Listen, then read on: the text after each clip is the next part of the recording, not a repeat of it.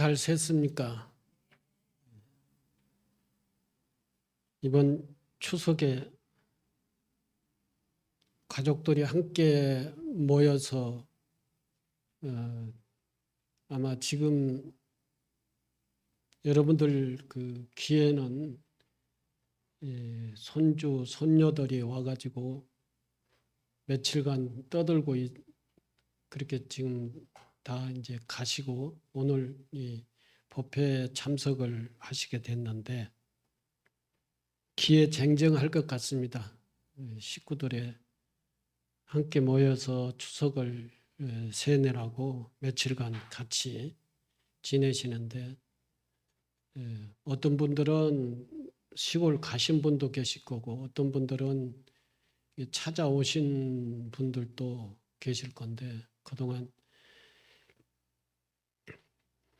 자식이든지 딸이든지 손녀든지 누가 됐든지 간에 손님 치르느라고 고생 많이 하셨습니다. 오늘은 이제 10월 호법 법회입니다. 그래서 호법 법회 때는 늘 역사 속에서 진행됐던 불교를 전법을 널리 전법을 하고 또 불교를 보호하고 지키는 호법의 그 행자들, 그 역사 속에 진행됐던 그런 일들을 주로 이제 많이 얘기를 하게 됩니다만은 그러다 보니까 우리나라에서 있었던 일도 있었고 또는 외국에서 있었던 일도 있습니다. 뭐 스리랑카, 인도, 뭐 중국, 우리가 일본하고는 별로 이제 친근감이라든지 그런 세세한 교류를 잘 안 해서 일본 얘기는 잘 안 합니다만은 일본에도 이제 그런 그 역사적 신뢰들이 있지요. 근데 앞으로는 일본의 스님들의 행적을 여러분들에게 말씀드리는 호법에 관련된 얘기라고 한다면은 말씀도 드리도록 그렇게 하겠습니다. 오늘은 아쇼카 왕의 전법과 호법이라고 하는 그런 내용을 여러분들에게 말씀을 드리도록 하겠습니다. 주변을 살펴보시면 아쇼카 왕은 기원 전 270년경에 인도에 계셨던 그러한 기원 전 270년경이라고 한다면은 예수님보다도 270년 더 먼저 태어나신 분이 아쇼카 왕이에요. 그러니까 다 아시겠지만 여러분들 불기 2567년이잖아요. 올해가 2567년인데 서기로는 2023년이죠. 그러니까 부처님이 태어난 2567년인데 예수님이 기독교가 탄생한 때는 2023년. 그 보면 몇 년 차이가 나요? 약 500년 정도 차이가 날 겁니다. 그러니까 부처님께서 이 세상에 오셔가지고 우리들에게 가르침을 가르치는 것은 2567년인데 2567년 전인데 기독교가 이 세상에 태어난 것은 2023년이라고 하는 것이죠. 그러니까 약 530년 정도가 차이가 나죠. 부처님이 먼저 태어났고 그리고 아쇼카 왕은 인도의 아쇼카 왕은 기원전 270년이니까 기독교가 태어나기 전에 이미 인도의 아쇼카 왕은 2023년 하는, 기원이라고 하는 것은 2023년 전을 기점으로 해가지고 이제 기원이라고 그러고 2023년 이전을 기원 전이라고 그러잖아요. 그러니까 기원 전 270년이니까 기독교보다도 더 먼저 270년 전에 인도에 태어나서 부처님의 불법을 옹호하고 지켰던 그런 분이 아쇼카 대왕입니다. 이제 아쇼카 왕은 기원전 270년경 인도 마우리아 왕조의 제3대 왕으로 전륜송왕을 실현하고 인도 전역을 통일한 최초의 왕입니다. 전륜송왕은 무력이 아니라 덕과 정법으로 전 세계를 통일하고 다스리는 이상적인 모습을 한 제왕을 의미합니다.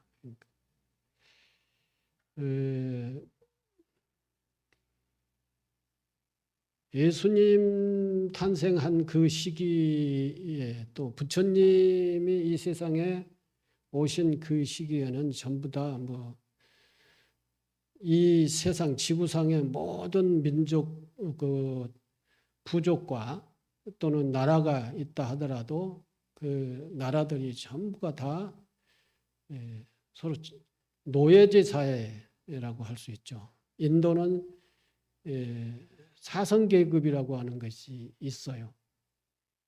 노예, 평민, 왕족, 종교가 이게 종교가가 그러니까 종교로서의 이제 우리식으로 얘기한다면 출가해서 승려가 된 그러한 그 사람들이 최고의 높은 계급이었고 그 다음에 왕족 군인이고 그 다음에 평민이고 그 다음에는 노예였었죠. 이렇게 이게 네 가지 계급이 있었어요. 어느 나라보다도 인도는 계급이 이제 제일 많은 그러한 그 나라가 인도였죠.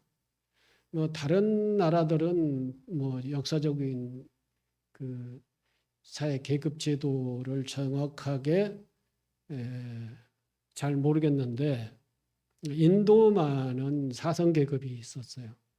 보통 그밖에 다른 나라는 우리나라는 양반, 상민, 상놈 그래가지고 조선시대까지 있었잖아요. 계급이 2개 정도 있었는데 인도는 4계급이 있었다는 것이죠.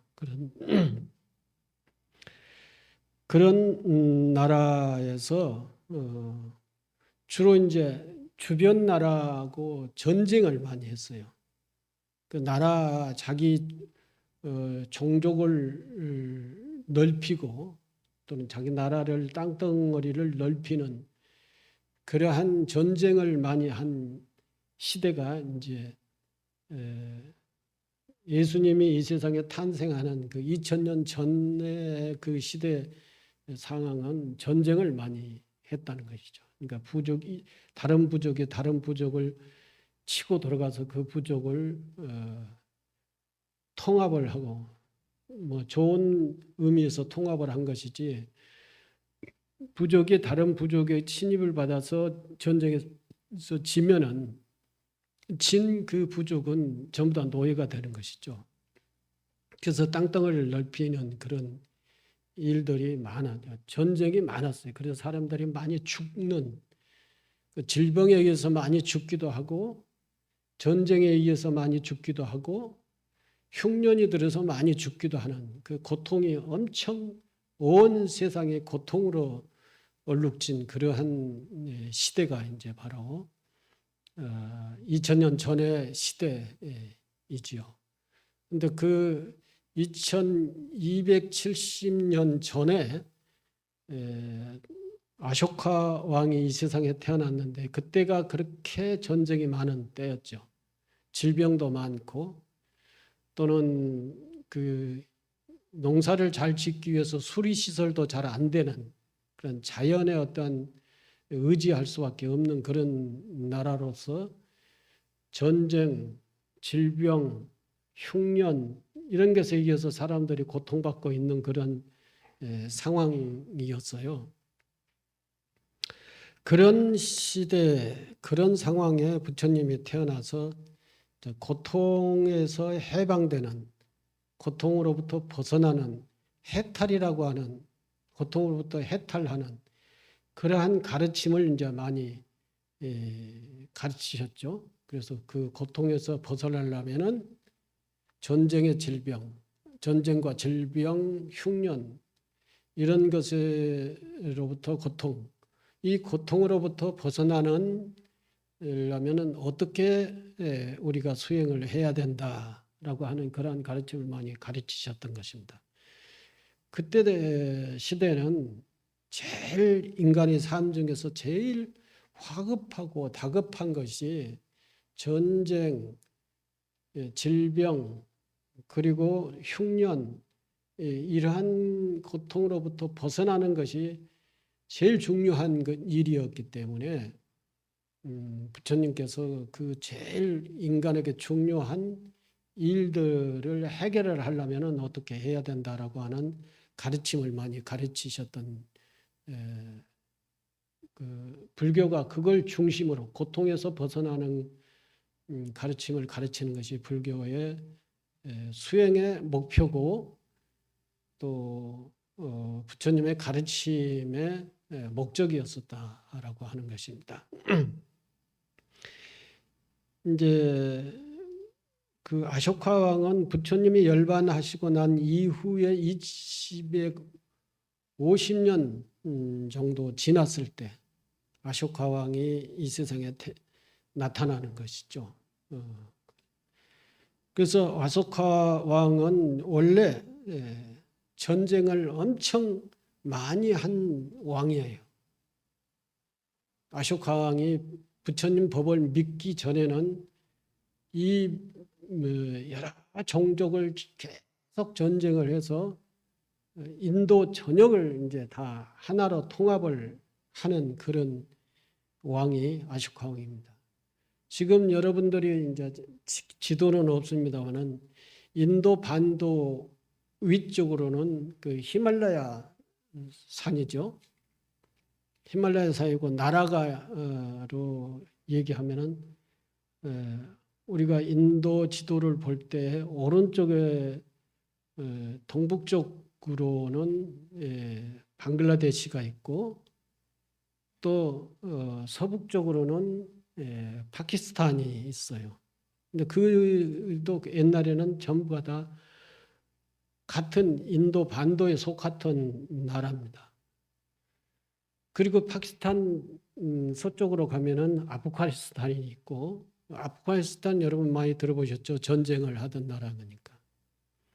아프가니스탄에서 또 더 서쪽으로 가면은 우즈베키스탄이라고 하는 나라였습니다. 막 키르기스탄 무슨 탄 하는 그 나라 명칭 제일 끝에가 탄자가 붙은 나라가 있잖아요. 그런 나라가 어디에 있냐면은 우리는 동북아시아고 우리가 있는 지역은 그리고 이제 인도나 태국 같은 데는 동남아시아 쪽이라고 그래요. 그리고 인도의 서북쪽으로는 중앙아시아라고 그러죠. 중앙아시아에 이런 나라가 전부가 다 불교 전법에 의해서 다 당시에는 이 아쇼카 왕 당시에는 불교를 믿었던 나라예요. 지금은 전부 다 이슬람으로서 다 바뀌어졌지만 그리고 불교 아쇼카 왕이 인도 전역을 통일을 하고 그리고 이제 방글라데시 또는 그 방글라데시 옆이 태국이고 태국 옆에가 이제 뭐 라오스도 있고 또는 뭐 지금 이름을 잘 기억이 안 나는데 그래서 이제 이쪽으로 더 오면은 그 베트남도 있고 좀 더 올라가면은 이제 중국이라고 하는 것이 있습니다. 이게 이제 동남아시아라고 하죠. 다시 정리해서 말씀드리면은 좀 뒤에 이제 그걸 자세히 말씀드리겠습니다. 아쇼카 왕은 왕사상에서 아사세 왕, 아사세 왕은 아쇼카 왕보다 더 먼저 태어난 그 왕이죠. 기원전 500년경에 이 세상에 계셨던 왕이 아사세 왕이고요. 아사세 왕이 묻어놓았던 부처님 사리를 꺼내어 그 일부로 탑을 세웠습니다. 제2, 제3, 나아가서 제7 사리가 묻힌 곳에서 사리를 모두 수거해서 이제 아쇼카 왕이 처음에는 전쟁의 왕이었어요. 전쟁의 광. 그래서 인도를 전부 다 통일을 합니다. 통일을 하고 어느 나라에 지금 방글라데시 그쪽에 가가지고 전쟁을 하다가 사람들이 엄청 죽었어요.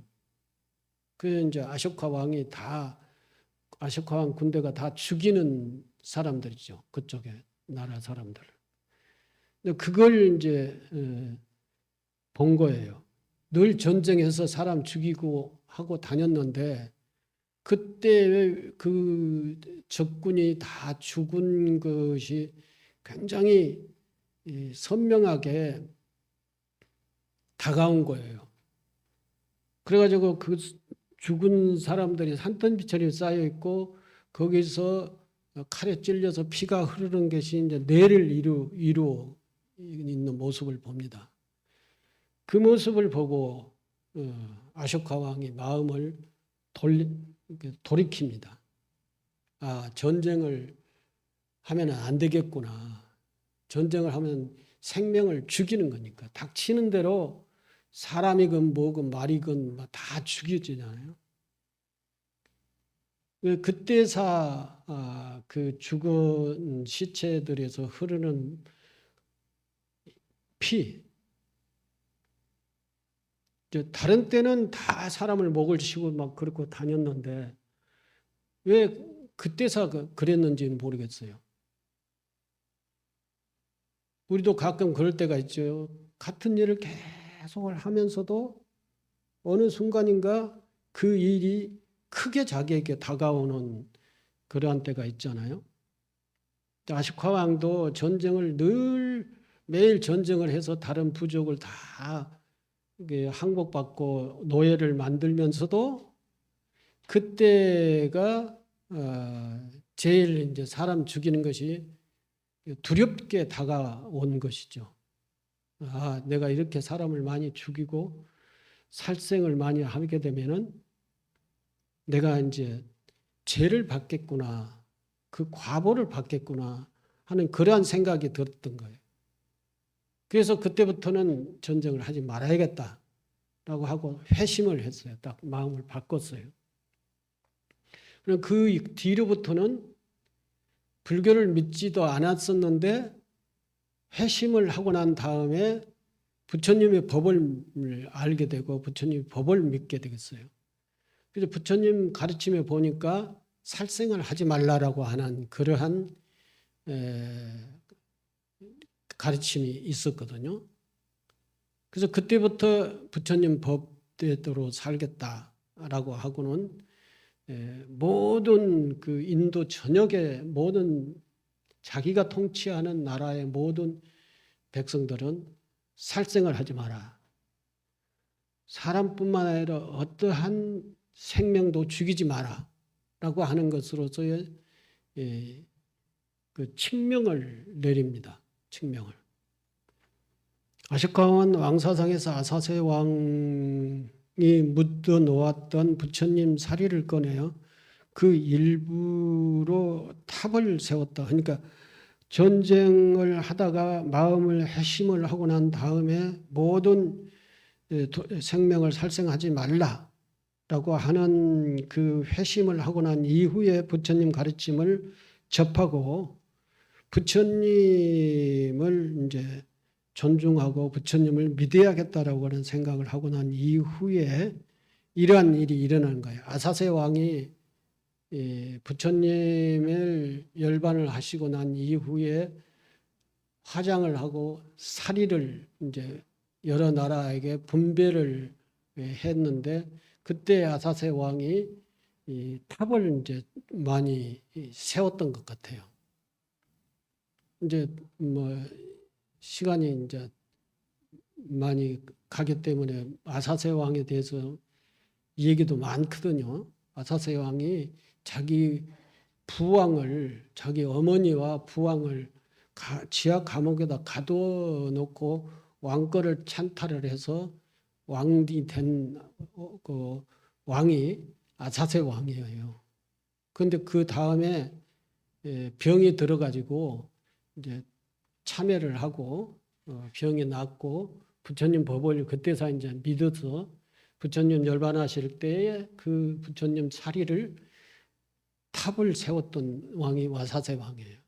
그러니까 270년 후에 태어난 왕이 아쇼카 왕인데 아쇼카 왕이 그때 태어나서 전쟁을 하다가 회심을 하고 살생을 하지 말아야겠다. 그래서 무력으로서의 세상을 통치를 하는 게 아니라 이제는 진리와 덕으로서 세상을 통치를 해야겠다라고 하는 그러한 생각을 하지요. 그러면서 부처님 법을 믿게 되고 부처님의 사리탑을 전부 다 다시 수습을 해서 이제 그 사리를 탑에다가 많이 이렇게 모셨던 것을 전부 다 이제 분과를 한다. 부처님의 그 사리를 하나에 탑 하나.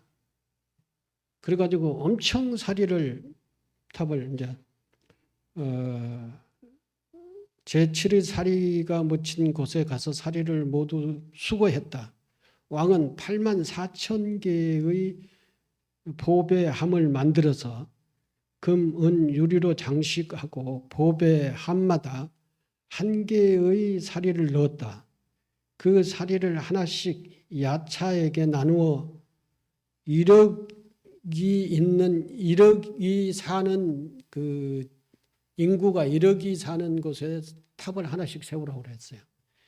야차라고 하는 것은 인간이 아니고 인간 비슷한 그 요즘 쉽게 얘기를 하면은 사람을 해치는 그런 귀신이에요, 귀신.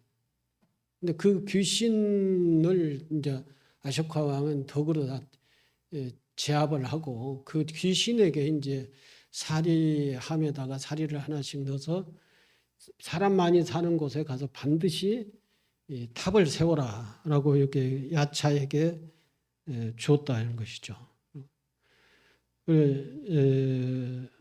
하나의 탑을 조성하게 했다. 널리 안온하고 세간을 요익하게 하고자 나라 안에 두루 탑을 세운 것이다. 백성들은 그를 정법의 왕이라고 했다. 처음에는 전쟁의 광의 왕이 아석광왕이었는데 나중에 그 많은 시체가 죽고 피 흐르는 모습을 보고는 마음을 이제 참여하고 개심을 해서 정법으로서 덕으로서 이 세상을 통치해야겠다고 하는 그러한 왕으로서의 바뀌었죠. 바뀌어가지고 정법의 왕이라고 백성들이 부를 만큼 그렇게 바뀐 것이죠. 아쇼카 왕은 젊어서부터 불교와 관계가 깊었던 것은 아니었다. 아쇼카 왕이 불교에 기하게 된 동기는 그의 주기 9년에 전 인도의 통일을 위해 남방의 칼린가를 정복한 데서 비롯된다. 수많은 병사들이 사망한 피비린내 나는 전쟁의 참상을 눈으로 직접 확인하고 몸서리친 아쇼카 왕은 평생 전쟁을 일으키지 않을 것을 맹세하고 자애와 대비심으로서 충만한 자비 왕으로 탈바꿈하게 됐다라고 했잖아요. 이 일을 계기로 법의 대왕으로 불리게 된 아쇼카 왕은 35년에 걸친 재위 기간, 그러니까 왕을 35년 동안 왕노릇을 한 것이죠. 재위 기간 동안에 불법으로서 이상적인 인도 사회를 구현하기 위해 그 노력을 아끼지 않았다. 그렇죠. 아쇼카 왕의 불교의 업적, 다른 건 이제 좀 제외하고 아쇼카 왕의 지위에 있을 때 불교에 대해서 어떠한 일을 했는가라고 하는 그 업적에 대해서 살펴보면은 아쇼카 왕이 불교에 공헌한 일들을 다양하다. 대표적인 것이 칙령 발표, 복지제도, 인도 전역의 불탁 건립, 그 전에 해오던 부처님 가르침을 3차 경전 결집을 통해 성문화하고 그리고 전법 등의 4가지로 이제 요약을 할 수가 있습니다. 칙년 발표라고 하면은 아쇼카 왕 석주라고 요즘 부르는데 인도 거기 여행을 가보면은 아쇼카 왕 석주라고 해서 돌 기둥이 굉장히 높이 이렇게 세우는 그런 석주들이 있습니다. 그 돌에다가 이제 전부 다 아쇼카 왕의 통치의 그 내용, 그러니까 그걸 칙령이라고 그래요. 그걸 다 돌에다 새겨놨어요. 돌에다 새기는 이유는 돌에다 새기면 잘 지워지지 않잖아요. 영원히 이 돌에서 새겨져 있는 이 칙령이 인도 사회를 백성들이 전부 다 실현을 하라라고 하는 그런 뜻에서 이제 돌에다 새겼는데 그런 칙령을 발표하고 복지제도 2300년 전에 요즘도 복지제도가 없는 나라가 있거든요. 저기 남아메리카, 남아프리카 이런 데 보면은 요즘은 또 복지제도를 실행하는 나라도 있지만 복지제도 자체를 할 수 없는 그런 나라가 있어요. 그런데 2300년 전에 복지제도를 실현을 했다라고 하는 것이죠. 그리고 인도 전역에 부처님 사리탑을 건립을 해서 전법을 했다는 거죠. 그리고 입으로만 전해오던 부처님 가르침을 3차 경전 결집을 통해서 그것을 전부 다 책으로 묶어냈다, 문자로 묶어냈다는 거죠. 그리고 전법 등의 4가지로 집약된다. 먼저 칙령을 발표하여 불교의 자비정신을 사회적 실천 덕목으로 장려했다 그랬어요. 그때 당시는 뭐 전쟁과 또는 질병과 또는 그 뭐랄까요, 흉년 그리고 사회적으로 풍요롭지 않는 그러한 것들에 의해서 인심이 흉흉했죠. 그런데 이러한 사회적 상황 속에다가 아쇼카 왕이 이제 자비정신으로서의 모두가 이제 백성들이 살 수 있도록 그런 것들을 국가 제도적인 법령으로서의 규정을 했다라는 것이죠. 이러한 아쇼카 왕의 법칙은 마의 법칙이라고 불리는데 그 이유는 바위나 동굴 또는 돌 기둥 등에 새긴 데서 연유한다. 마의 불이라고 그러잖아요. 마의 불은 아주 큰 절벽의 돌에다가 부처님을 새기는 것을 마예불이라고 그러죠. 근데 아쇼카 왕은 거기다가 부처님을 새긴 게 아니라 이제 자비정신으로 살도록 살생하지 마라, 이제 5개 정도가 됐겠죠. 5개를 거기다가 적어놓고 어떻게 살라라고 하는 그러한 문구를 거기다가 적어놓은 것이죠. 바위에다가. 그래서 이제 마예법칙이라고 불리는데, 그 이유는 바위나 동굴 또는 돌 기둥에 새긴 데서 연유한다. 내용은 다음과 같다라고 한 것이죠. 첫째, 모든 생명에게 삼처를 입히지 않는다는 것이다. 불살생이라고 살생하지 말라는 것이죠. 여기에는 사람은 물론 동물까지도 포함된다.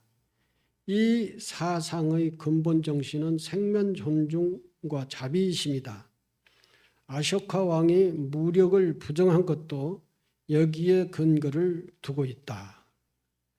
두 번째는 부모와 어른, 스승에 대한 순종, 불교를 포함한 모든 종교인에 대한 보시와 존경 등의 바람직한 인간관계를 강조했다. 이제 아쇼카 왕 제세 시에도 불교뿐만 아니라 다른 종교도 많았었던 것이죠. 인도의 전통 종교라고 하는 다른 종교가 많았어요. 근데 그런 다른 종교를 차별을 한 게 아니고, 불교만 두둔한 게 아니고 다른 종교도 차별하지 않았어요. 그렇다고 해서 다른 종교를 이렇게 막 부흥시킨 일은 하지는 않았지만, 물론 불교는 부흥시키는 일까지 다 한 것이죠. 그러한 그 칙령의 중요한 세 가지 중에 한 가지가 부모와 어른, 스승에 대한 순종, 불교를 포함한 모든 종교인에 대한 보시, 그리고 존경 등 바람직한 인간관계를 강조했다는 것이죠. 요즘도 이제 그렇게 하기가 쉽지 않는, 그러한 통치자가 요즘도 그렇게 하기가 쉽지 않아요. 셋째는 삼보에 대한 존경과 신앙을 중요하게 여겼으며 정법이 오래 지속되기를 희망하였고, 누구를 막론하고 승가를 파괴해서는 안 된다고 했다. 아쇼카 왕의 마예법칙은 왕 자신의 불교를 신앙하는 데서 연유한 것이다. 이렇게 아쇼카 왕은 부처님 가르침을 바탕으로 한 통치 이념으로 나라를 다스렸고, 백성들에게 불법을 전하여 생활 속에서 구현할 수 있도록 하였다라고 한 것입니다. 근데 원래 당시 불교 부처님이 세상에 태어나서 불교를 많이 이제 확산시켰죠. 많은 사람들에게 불법을 가르쳐서. 그래서 많은 사람들이 인도 전역을 돌아다니시면서 전법을 하셨어요. 그러니까 많은 사람들, 부처님은 길에서 태어나서 길에서 사시다가 길에서 열반을 하셨다고 그러지 않아요? 그러니까 평생을 당신이 편안하게 하기 위해서 집을 짓고 뭐 이렇게 하지를 않았었다는 것이죠. 늘 길을 돌아다니면서 고통받는 중생들을 만나고, 그 고통받는 중생들의 고통의 원인을 다 제거하는 방법을 가르치시고, 이렇게 중생과 함께 하신 분이 부처님이시요. 그걸 이제 중생에 대한 자비라고 그러는데, 그 과정에서 부처님께서 많은 법을 설하셨죠. 이 설하신 법이, 당신은 이 인쇄술이 발달을 하지 않았기 때문에 그것을 문자로 기록한다든가 그런 일이 없었죠. 다만 이제 출가 승려들이 부처님의 법문을 듣고 그걸 기억을 해서 그 기억을 한 것을 가지고 이제 출가자들이 이제 부처님처럼 전법을 하고 그렇게 하던, 그러니까 구전으로 계속 전해 내려오던 그 부처님 법을 아쇼카 왕이 이 결집이 1회, 2회, 3회 이렇게 계속 몇 번에 거쳐서 부처님의 가르침을 기억을 해서 그것을 문자로 적고 그걸 이제 경전으로 편집을 해내는 그러한 과정들이 있는데, 아쇼카 왕은 제3결집을 주도하신 분이에요. 그 3결집을 주도해서 그걸 이제 경전을 편집을 해가지고 이게 이제 하나도 변화가 없이 영원히 모든 그 미래 세계에 전달이 될 수 있도록 편집을 하신 분이 아쇼카 왕이라는 것이죠. 그것도 모자라서 이제 그 큰 바위 벽에다가 그렇게 부처님 가르침을 새겨놓고 또 석주에다가 새겨놓고 그랬단 말이죠. 그래서 인도 지금 불교의 역사상 가장 전법을, 부처님의 가르침을 일반 백성들에게 많이 전법을 해서 또 일반 사회적으로 확산시키는 분이 아쇼카 왕이라고 그래요. 불교의 역사 속에서 가장 전법을 많이 하신 분이 아쇼카 왕이라고 그럽니다. 전법을 어디까지 했느냐 하면은 동남아시아 전체를 아쇼카 왕 시대의 전법을 다 합니다. 동남아시아로는 태국, 베트남, 라오스 이런 데가 이제 동남아시아잖아요. 그 가운데 있는 나라가 뭐죠? 프놈펜이 있는 나라가 캄보디아, 그 인도네시아 이런 나라가 동남아시아라고 그러고, 그리고 중앙아시아는 중앙아시아를 얼마 전에 제가 다녀왔었는데 그 파키스탄, 아프가니스탄, 우즈베키스탄, 키르기스탄 뭐 이렇게 이제 옛날에 소련하고 같이 함께 이제 했던 그런 나라들이 지금도 소련하고 같이 하고 있죠. 그런 나라들이 중앙아시아라고 그래요. 중앙아시아에도 아쇼카 왕이 전부 다 불법을 전법을 했어요. 그리고 소련까지. 그러니까 이 동북아시아까지는 이제 나중에 했지만 아쇼카 왕이 직접 하지는 못했지만 동남아시아, 중앙아시아, 중동 지방까지 그렇게 많은 넓게 전법을 했어요. 이렇게 전법을 한 인도 왕이 없습니다. 그래서 오늘 호법날, 호법이라고 하는 것은 부처님의 가르침을 보호하고 실천하고 전법하는 것이 이제 호법의 실천이라고 그래요. 그래서 우리가 호법의 실천을 이제 현대에 와가지고는 부처님 법을 어떻게 전하는 것인가라고 하는 그 방법론으로 해가지고 이제 교육을 통해서 하고 복지 사업을 통해서 법을 전하고 뭐 이런 교육 복지의 도량이라고 이제 금강전사를 하죠.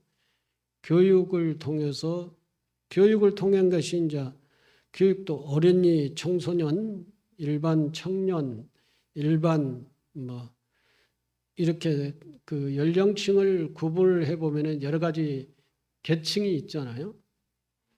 근데 거기에 다 방식이 달라져야 되는 것이죠. 어린이들에게 전법을 하기 위해서는 어린이 교육을 통해서 전법을 해야 하기 때문에 저희들이 어린이집을 위탁받아서 운영을 하고 있는 거, 또는 유치원을 우리는 설립을 하지는 못했지만 유치원을 설립을 해서 어린이들을 교육을 통해서 법을 전하는 거, 뭐 이런 것들이 이제 요즘 새로운 시대의 새로운 전법의 방식이겠죠.